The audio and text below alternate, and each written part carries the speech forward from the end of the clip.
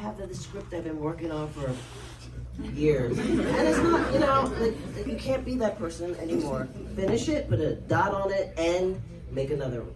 Write another one. Make a song, sing it, boom, move on. Like, and then what you have is a body of work. And then you say, I'm a filmmaker with a body of work. You can see how I progressed.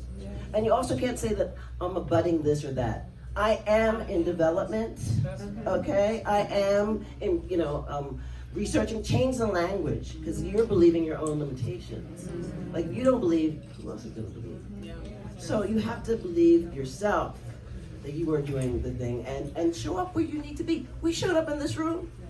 Yes, we did. Yes, we did. We showed up in this room. That means we know where we need to be. We need to be around each other to make that work. So you show up at every Black woman, Zoom, boom, I don't even know what it is. Zoom, boom. Zoom, boom, whatever. I'm making up words, but you show up at these places because that's where people like you are. And then you just keep showing up. And then they're like, oh, I know you. Boom, boom. Okay, so sorry, I lied to y'all. We got 2 more questions because the ladies keep giving me eyes over there. In the red, we got you, and then last, who was in the front? Jadena, okay. Go ahead. Hi, my name is Rejoice Abutsa. I'm a film scholar, and I'm always interested in like the number of materials, like historical materials about African film that is available in the United States and is not available back home in Nigeria, in Kenya, or wherever. And I'm also thinking about the fact that we're sitting here in a place where, like we're in North America right now, we're showcasing this film to an audience that we might consider global. And so I wonder, what are your plans in terms of distribution and ensuring that this archive leaves this space and goes back home? Of course, I mean, it has to play at home. And it was made so audiences at home would love it. That was always integral to the process. So there is distribution in Nigeria, again, there's a rich industry in the country, and they are showing work. I think, if I'm frank, it's also about an appreciation from the country for this work too, right? Because there's desire. So it goes both ways, and you understand the cultural implications of what I'm saying. But 100%, when I say global stage, Nigeria is on the global stage. This is my point. It's not a separate world, right?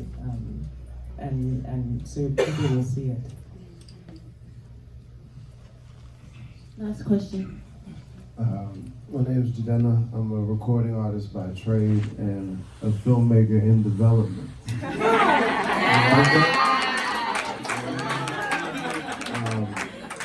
Thank you, Praise, for inviting me to the Birdie family and Noni. It's a pleasure and an honor to be at my first Sundance. And it's been a blessing to hear all of your stories. I'm taking it in, I'm taking notes. I have one last question building on the last question, actually. When we talk about global stage, as members of the Black diaspora or continental Africans, what is the global stage to you? What is that really when you talk about Black stories? And how do you make decisions on the ground, on set, in regards to who's gonna watch the film? Specifically, there's 2 of you are based on the continent and 2 are in the diaspora, 3, right? If I may be wrong, so correct me if I am.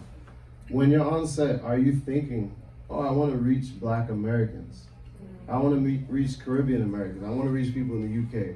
Are you thinking, as a first-gen African, oh, I want somebody in Nigeria or Kenya to respond, or Liberia to respond to this film?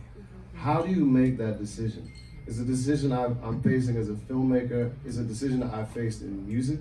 I remember talking to Burna and Tiwa and Easy and Wiz early in the career, talking about whether or not they put Pigeon in the chorus. And then Yeah, Yeah, Yeah comes out, right? And you see the crossover hits, what's in the chorus and what's in the verse. How does that play in filmmaking? And do you even think about that, right? I think about it all the time. I think about how limiting it is to be here in trying to figure it out. and how important it is to be there. And wherever that's going to be, it could be, Taiwan, it could be, wherever you want it to be, but we need to get out. A lot of Black American filmmakers, African American, whatever we're going to call ourselves, we never leave. We never leave this discomfort zone, whatever we're going to call it, but we have to get out. And then you'll realize, like, wow, I'm an ambassador of cinema. This is this one small story, and I need to. So once I learned that when I was out on the road with the Watermelon Woman, because I was being like South. She went everywhere. She's 30 years old now. She went everywhere, and I was like, that gave me agency, global agency. I need to make another. You know what I'm saying? And I got hungry for being included in a part of the world.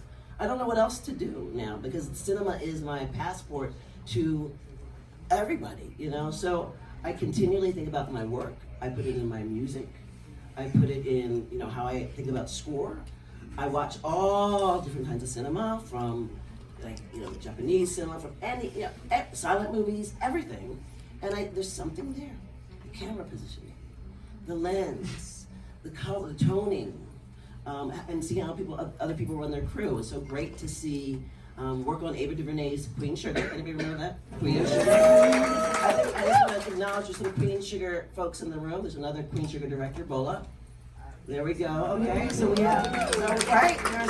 And she only chose women directors with intention. She had women DPs. She had, she made some intentional things that I think all of us have taken on to what we're doing again and again and again. So I think, and giving women the opportunity. Those 35 women are like all over the place from that moment. So you have to kind of then start practicing what you preach and putting that in how you make it and importing people from all over the place to make those marks and to learn how to, again, my wife is from Tijuana, Mexican, and I'm proud. I want to be Mexican so bad. I want to be right? I want to be anywhere, but where, we are right now, right? So I want to be in a spaceship. Like, I could be, what I'm saying? Like, so I really want to, it's endless, but you have to, again, just think about the bigger picture than yourselves and make sure that you're putting something in there that engages with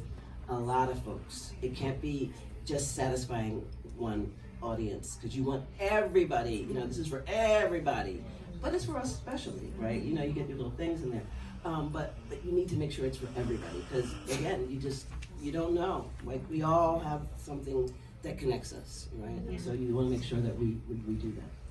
Respect that. I think it definitely starts in the writing, putting yourself honestly and squarely in the writing in a real way, and allowing the whatever you're writing to be a mirror of yourself and your actual experiences. Yep. But it's interesting that you asked about specifically in the production process because one of the interesting things that I noticed when people were auditioning for one of the characters, who's a middle-aged Nigerian woman, was I watched Nigerian actors audition with Nigerian accents, if you know what I mean. And I was like, wow, it's really interesting how we've, but seriously, it's really interesting how we've taken on this externalized version of who we are and internalized that. And part of the process of my film was making sure that at every moment we were staying true to who they were and making it very clear, this is the type of film that we're making.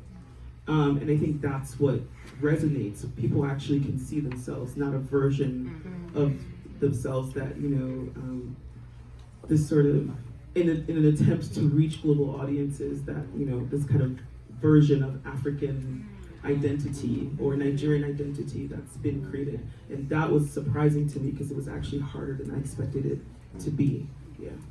Thank you, everybody. I'm sorry, we gotta wrap it up, y'all. We have 6 more minutes on the timer. We gotta clear this room in 10 minutes.